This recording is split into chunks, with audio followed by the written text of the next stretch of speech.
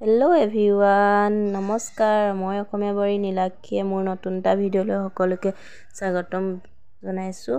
আৰু আজি দুপৰীয়া সাজত বনাবলৈ লৈছোঁ মই ভেদাইলতা আৰু মাছৰ জোল।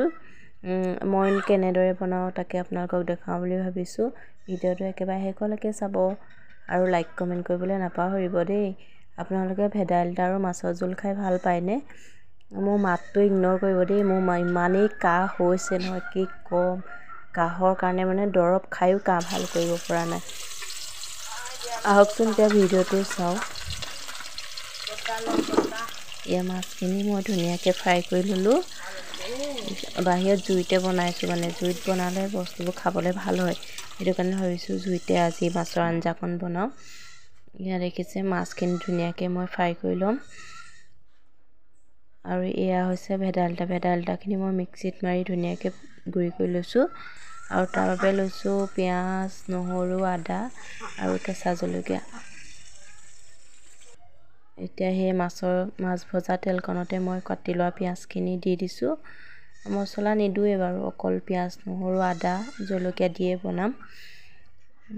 জলকীয়া এটা পৰিয়ে গৈছিলে, গোটা হৈ প্লেটখনতে আছিলে যে। আৰু এইখিনি পিঁয়াজখিনি মই এতিয়া ধুনীয়াকৈ ভাজি ল'ম,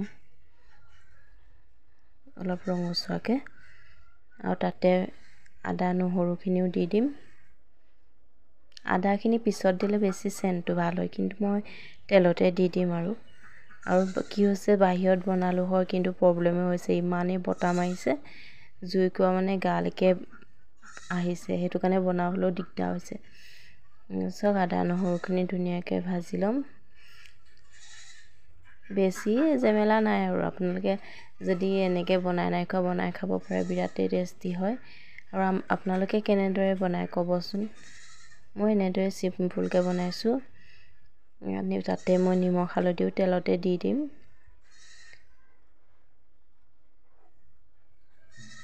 নিমখ হালধি দুইটা তেলতে দি দিছোঁ। আৰু এতিয়া মই পিচি লোৱা ভেদাইলতাখিনি পানী মিক্স কৰি অকণমান জোল কৰি থৈ দিছোঁ, সেইখিনিতে এতিয়া তেলতে দি দিম। আৰু এইখিনি মাছখিনি ধুনীয়াকৈ কাঁহী এখনত কাঢ়ি ল'লোঁ। এতিয়া তেলতে এই জোলখিনি দি দিম। পানী অলপ দিব লাগিব, বেছি থুপথুপীয়া হৈ আছে। গৰম পানীয়ে দিছোঁ বাৰু, এয়া দেখিছেনে। এই জুইটোৰ কাৰণে দিগদাৰ হৈ গৈছে কিন্তু জুইত বনোৱা চব্জিকণ খাই ভাল লাগে দেই। আপোনালোকে ভাল পায়নে? মই জুইত বনাই খাই ভাল পাওঁ। এয়া চাওক, এতিয়া সেয়া জুইটোৰ কাৰণে দেখিছে, জুইটো বাহিৰলৈ উলিয়াই লৈছোঁ, তেতিয়াহে মাছ দিব পাৰিছোঁ। আকৌ এতিয়া ভৰাই দিছোঁ। এতিয়া সেই জোলত মাছ দিয়া হৈ গ'ল, উতলিবলৈ দিছোঁ ধুনীয়াকৈ। এতিয়া হৈ যাব আৰু। এতিয়া দেখিছেনে কি ধুনীয়াকৈ উতলি আছে। আৰু হৈ গ'ল আজি ভেদাইলতা মাছ জোল। এয়া দেখিছে, ধুনীয়া হৈছিলে দেই, খাবলৈ বিৰাট টেষ্টি হৈছিলে। ভেদাইলতা আৰু মাছৰ জোল।